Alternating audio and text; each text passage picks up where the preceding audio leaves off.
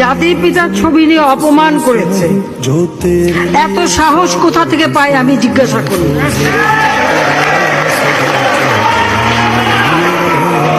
আমি জানি না আমাদের হাই কমিশনার এখন কারা বসেছিল এবং তারা সেখানে কিছুই করতে পারলো না কেন, সেটাও বড় প্রশ্ন।